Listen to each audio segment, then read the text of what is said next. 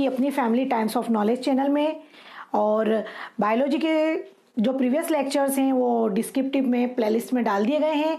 Physics के भी lectures डाल दिए गए हैं, आप उनको फॉलो कर सकते हैं और आगे के लेक्चर्स देख सकते हैं जो कि हम कंटिन्यू रखेंगे। हमारा आज का लेक्चर है classification of animalia. Classification of animalia में जंतुओं का वर्गीकरण किया गया है। यहाँ पर हम देखेंगे कि जंतु जगत एनिमल किंगडम को 2 ग्रुप में वर्गीकृत किया गया है।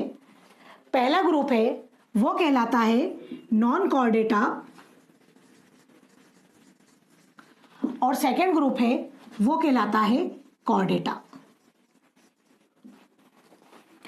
नॉन कॉर्डेटा में उन जंतुओं को रखा गया है जिनमें की नोटोकॉर्ड एब्सेंट रहती है।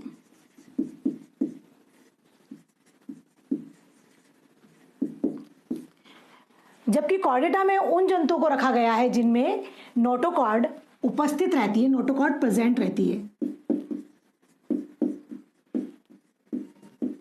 नोटोकॉर्ड उपस्थित रहती है। नॉन कॉर्डेटा में जितने भी जंतुओं को रखा है उनको कुल मिला के 10 समूहों में वर्गीकृत किया गया है।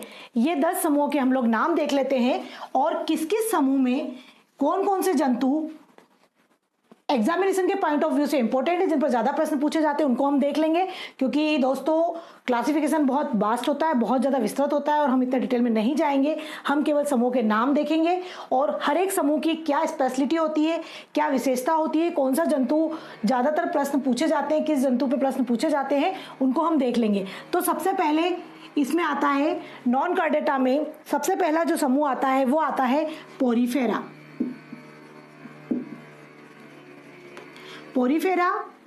पोरीफेरा नाम से स्पष्ट है। विज्ञान में बहुत सी चीजें होती हैं जो कि नाम ही क्लियर कर देता है कि उसके अंदर क्या होने वाला है। पोरीफेरा पोर्स से बना है। पोर मतलब छिद्र। ऐसे जंतु जिनके शरीर पे पोर्स या छिद्र पाए जाते हैं उन जंतुओं को पोरीफेरा वर्ग में रखा गया है। जैसे कि आपने नाम सुना होगा स्पंज। ये समुद्री जीव होते हैं, समुद्र में पाए जाते हैं और इनका पूरे शरीर में पोर पाए जाते हैं और इसलिए इन्हें पोरीफेरा वर्ग में रखा गया है। सेकेंड जो वर्ग है वो कहलाता है स्लेंट्रेटा।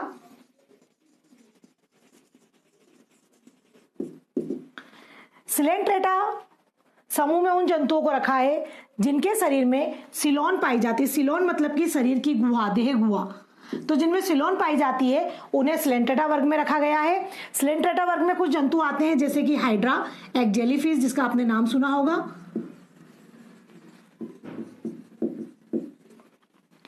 तीसरा जो समूह है वो है टीनोफोरा। टीनोफोरा वर्ग के जंतुओं की विशेषता है कि ये अपने में से प्रकाश उत्सर्जित करते हैं। आपने देखा होगा कई बार बताते हैं टीवी पर, बहुत सारे जो समुद्री एनिमल्स बताते हैं उनमें से बहुत सुंदर सुंदर सी लाइट्स निकलती हैं। तो जो लाइट्स निकलती है, जो प्रकाश उत्सर्जित होता है, ऐसे जंतुओं को जो जीव प्रदीप्त होते हैं उन्हें टीनोफोरा वर्ग में रखा गया है। इसका एग्जाम्पल होता है कॉर्नफिश,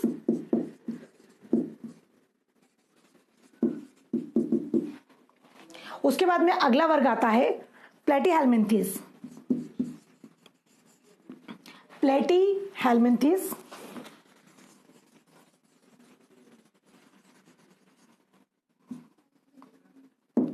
प्लेटीहेल्मिन्थेस वर्ग में चपटे कृमि मतलब कि जो चपटे जंतु होते हैं, चपटे जिनकी जो सिमेट्री होती है, जिनकी शरीर की जो सममिति होती है, शरीर की बॉडी की जो सिमेट्री होती है वो चपटी होती है, इसलिए इन्हें प्लेटीहेल्मिन्थेस वर्ग में रखा गया है। जैसे कि इसके अंतर्गत आते हैं टेबवर्म, एस्कैरिस। ये टेबवर्म लीवर फ्लूक बीमारियां उत्पन्न करने वाले होते हैं। कई बार हम लोगों ने सुना है कि बच्चों के पेट में जो कीड़े पड़ जाते हैं वो एक्चुअल में प्लेटीहेल्मिन्थेस ग्रुप के टेबवर्म्स होते हैं। उसके बाद में आता है निमेटोड्स। अगला जो समूह है वो है निमेटोड्स। निमेटोड्स में भी टेबवर्म जैसे ही या प्लेटीहेल्मिन्थेस के समान ही चपटे द्विसम्मित वाले कृमि आते हैं।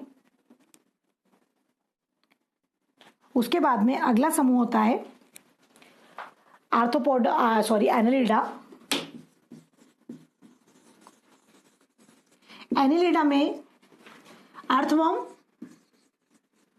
जिनका शरीर खंडों में बटा हुआ रहता है, अर्थवर्म और आपकी जोंक, हिरुडिनेरिया इसका वैज्ञानिक नाम होता है,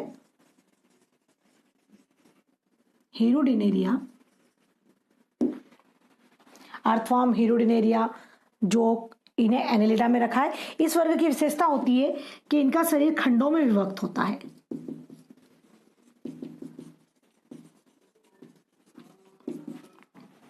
इनका शरीर खंडों में विभक्त होता है। इसके बाद में अगला जो इसका समूह है,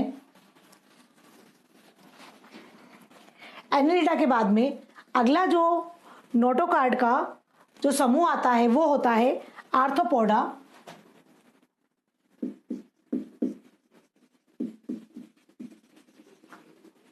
आर्थ्रोपोडा जंतु जगत का सबसे बड़ा समूह है। दुनिया में जितने भी जंतु पाए जाते हैं उसका 2/3 भाग आर्थ्रोपोडा जंतुओं का होता है। आर्थ्रोपोडा में सभी प्रकार के कीट वर्ग के जंतुओं को सम्मिलित किया गया है। कीट वर्ग के जंतु मतलब कि जो उड़ने वाले छोटे जो कीड़े टाइप के जो जंतु होते हैं उन्हें आर्थ्रोपोडा में रखा है। जैसे आप देखते हैं अपने चारों तरफ हमें बहुत सारे कीट पतंगे उड़ते हुए दिखाई देते हैं, वो सभी आर्थ्रोपोडा में आते हैं। जैसे कि आपका कॉकरोच है, जितनी भी आपकी स्पाइडर्स हैं, बटरफ्लाइज हैं, ये सभी आर्थ्रोपोडा में सम्मिलित किए गए हैं। आर्थ्रोपोडा जंतु की विशेषता होती है कि इनका जो शरीर है वो सिर, वक्ष और उदर में विभक्त रहता है। हम इन्हें केवल उड़ने वाले नहीं कहेंगे, उड़ने वाले वर्ग में तो पक्षी भी आते हैं, पर ज्यादातर उड़ने वाले जो कीट होते हैं जिनका शरीर सिर, वक्ष और उदर में विभक्त होता है वो सभी आर्थ्रोपोड्स होते हैं। तो आर्थ्रोपोडा जंतु जगत का सबसे बड़ा समूह माना जाता है क्योंकि जितने भी जंतु हैं उनका 2/3 भाग आर्थ्रोपोड से ही पूरा होता है। इनमें बहुत सारे कीट्स आते हैं, for example cockroach, spiders, butterfly. अगला जो समूह है आर्थ्रोपोडा के बाद जो अगला समूह आता है, दूसरा बड़ा जो समूह है वो होता है मोलस्का।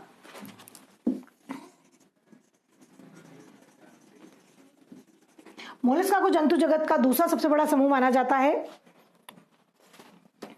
इसके बाद में आता है इकाइनोडर्मेटा।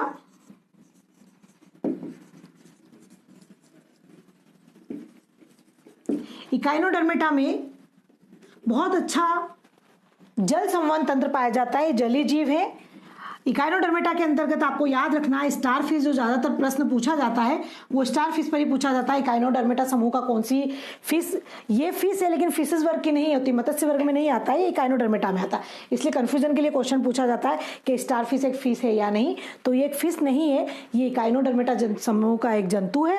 तो आप याद रखें स्टारफिश को इकाइनोडर्मेटा से, इसे कभी भी मत्स्य वर्ग या जो फिशेस का जो वर्ग होता है स्पीसीज वाला उसके अंतर्गत नहीं रखा जाता है।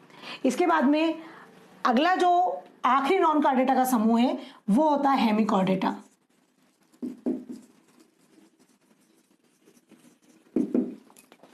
ओके, तो नॉन कॉर्डेटा के ये समूह हो गए। पोरीफेरा जिसमें कि पोर्स पाए जाते हैं, जिनकी बॉडी स्पंजी होती है और इनके शरीर को जो बाहरी आकार मिलता है वो बाहरी कंकाल से मिलता है। इसके अंदर आप याद रख सकते हैं ऑक्टोपस। सेकेंड होता है सिलेंटेटा। सिलेंटेटा जिनके शरीर में एक अंदर पूरी गुहा होती है, अंदर ऐसे कोई विकसित अंग तंत्र नहीं पाए जाते, उन्हें सिलेंटेटा वर्ग में रखा जाता है, like hydra and jellyfish.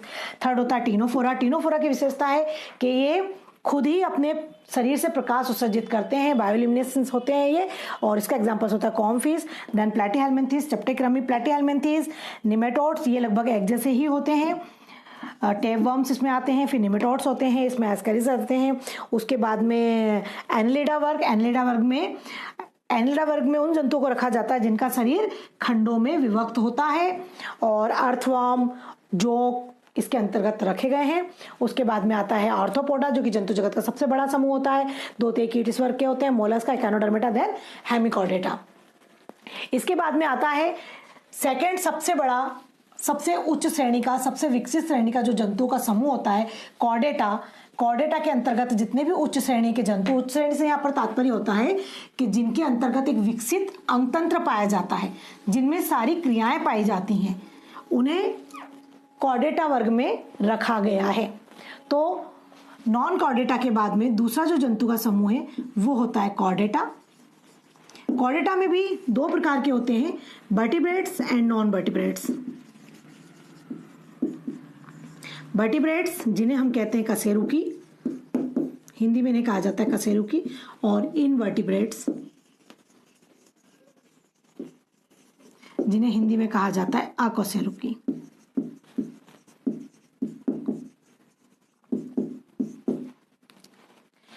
Vertebrates, invertebrates,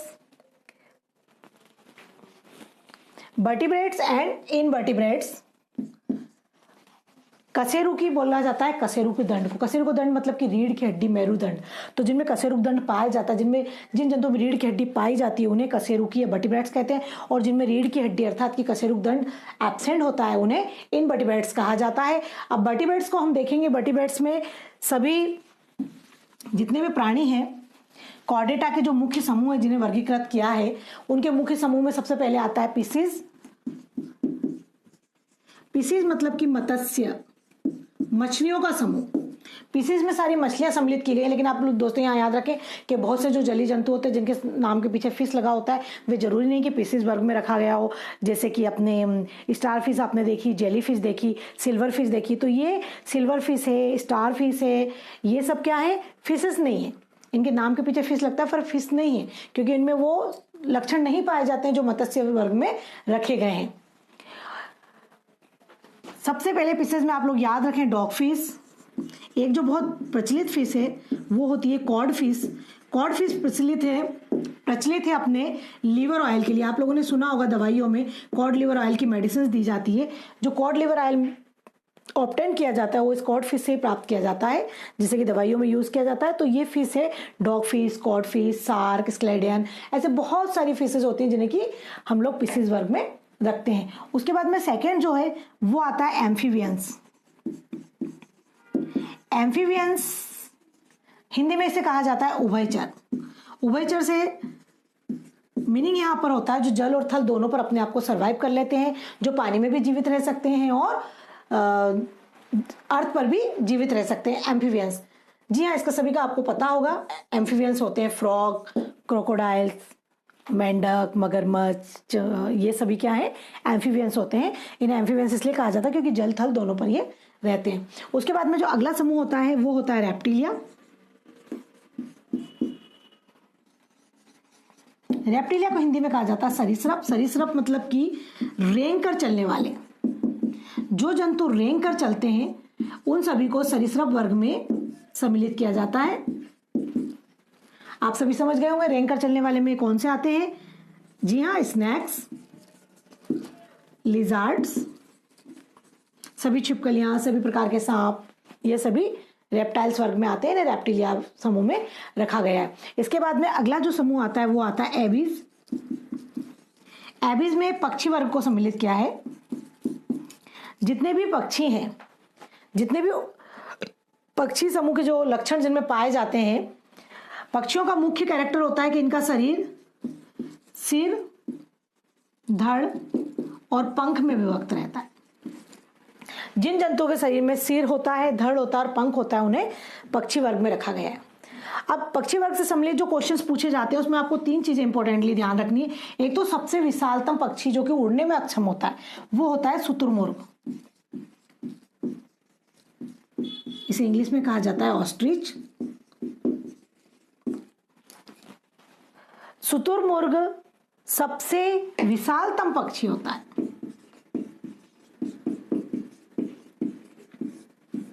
जितनी भी बर्ड्स पाई जाती हैं, जितने भी पक्षी हैं, उन सभी में सबसे बड़ा होता है शुतुरमुर्ग। ये पक्षी है लेकिन ये उड़ नहीं सकता पर सबसे तेज दौड़ता है। ये आप ध्यान रखें। शुतुरमुर्ग एक पक्षी वर्ग का जंतु है। ये उड़ने में अक्षम होता है, उड़ नहीं पाता है, इसमें उड़ने की कैपेबिलिटी नहीं होती है, लेकिन ये बहुत तेज दौड़ सकता है। वहीं पर जो सबसे छोटा, सबसे विशालतम पक्षी शुतुरमुर्ग है, जबकि जो सबसे छोटी होती है वो होती है हैमिंग बर्ड।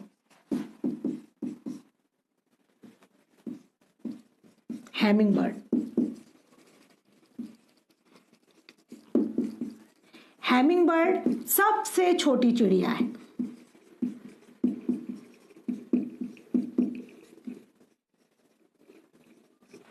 ठीक है, तो हैमिंग बर्ड आप याद रखें। सबसे जो विशालतम पक्षी है वो शुतुरमुर्ग है और सबसे छोटा जो पक्षी है वो हैमिंग बर्ड है।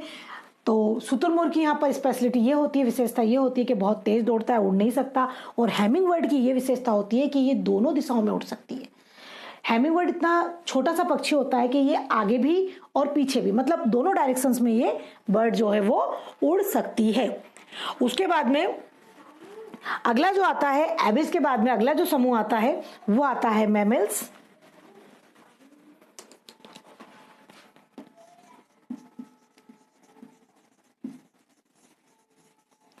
मैमल्स को हिंदी में कहा जाता है स्तनधारी।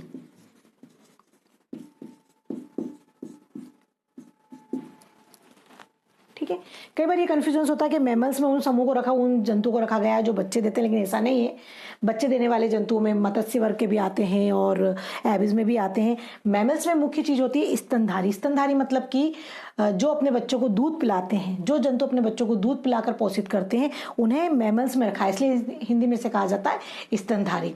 हम लोग देखते हैं अपने आसपास में जितने भी बहुत सारे उच्च श्रेणी के जितने भी जंतु है, गाय, भैंस, मनुष्य, ये सभी मैमल्स में आते हैं। अब यहाँ पर एक ध्यान देने वाली बात है जो कि कंफ्यूजन के लिए पूछा जाता है।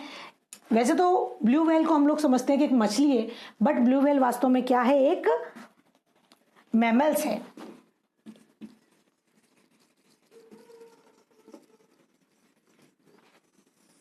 ब्लू व्हेल चूंकि अपने बच्चों को दूध पिला के पोषित करती है, बच्चों को जन्म देती है, इसलिए ब्लू व्हेल को मत्स्य वर्ग में न रखते हुए मैमल्स या स्तनधारी वर्ग में रखा गया है। इसके अलावा एक और कंफ्यूजन क्रिएट करने वाला जो एनिमल होता है जिसे मैमल्स में रखा है वो होती है चमगादड़।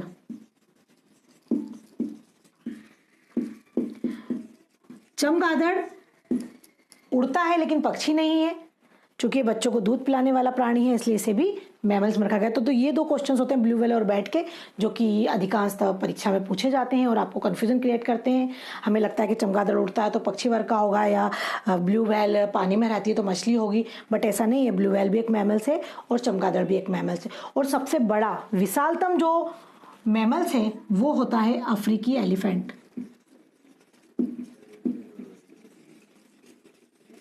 अफ्रीकी एलिफेंट विशालतम मैमल्स है। इस अर्थ पे जो सबसे बड़ा मैमल्स है, जो सबसे विशालतम मैमल्स है, वो होता है अफ्रीकी एलिफेंट। तो दोस्तों ये कंप्लीट होता है हमारा क्लासिफिकेशन ऑफ एनिमेलिया। यहाँ पर आप एक बार और देख लें, कॉर्डेटा वर्ग में पीसेस, मत्स्य वर्ग में मछलियों को रखा है, लेकिन कुछ नाम ऐसे होते हैं जिनमें आप कंफ्यूज ना हो, जैसे कि सिल्वर फिश, जेली फिश। यहाँ आप याद रखें कि मत्स्य वर्ग में silver fish, jelly fish, star fish, okay, इनके नाम के बाद में फिश लग रहा है, बट ये सभी पीसेस नहीं है, मत्स्य नहीं है, मछलियां नहीं है। ठीक है, तो आप नाम से कंफ्यूज ना हो, केवल कैरेक्टर ध्यान में रखें कि किस कैरेक्टर को किस समूह में रखा गया है। तो पीसेस में अगर आता है तो डॉग फिश से आप नाम याद रख सकते हैं, शार्क है, डॉग फिश है, कॉड फिश है। कॉड फिश को आप याद रखें, कॉड फिश से लीवर ऑयल निकाला जाता है जो कि मेडिसिन में यूज होता है, cod liver oil. Then amphibians, frog, crocodiles, reptiles, रेंगकर चलने वाले जंतु, जितने भी स्नैक्स, लिजार्ड, ये सभी रेप्टाइल्स होते हैं। एबिस में सभी पक्षी वर्ग के जंतु आते हैं। इसमें दो वर्ड आपको याद रखने हैं खास, शुतुरमुर्ग और हैमिंग बर्ड। शुतुरमुर्ग विशालतम पक्षी है, हैमिंग बर्ड सबसे छोटा पक्षी होता है। हैमिंग बर्ड दोनों दिशाओं में उड़ता है। मैमल्स में ब्लू व्हेल एंड चमगादड़ का आप विशेष तौर पर याद रखें, इन पर क्वेश्चन पूछे जाते हैं, बिकॉज ये ब्लू व्हेल पानी में रहने वाली मछली ना होते हुए एक मैमल्स, और चमगादड़ एक पक्षी ना होते हुए एक मैमल्स है। तो दोस्तों आपको आज का क्लासिफिकेशन में हमने इतना लिया है। अगले में हम लोग नया चैप्टर कंटिन्यू रखेंगे और सारे कंटेंट्स हम लेंगे सिलेबस के। नेक्स्ट में हम लोग सेल से रिलेटेड लेक्चर देंगे, तो आप जो डिस्क्रिप्टिव में प्लेलिस्ट दी गई है उनमें आप लेक्चर को फॉलो कर सकते हैं। आज के लेक्चर को हम यहीं पर एंड करते हैं। नेक्स्ट लेक्चर में हम मिलेंगे। डेफिनेटली आपके सारे जो भी डाउट्स होंगे वो क्लियर हुए होंगे। आज के लिए बस इतना ही। अगले लेक्चर में हम मिलते हैं। जय हिंद, जय भारत।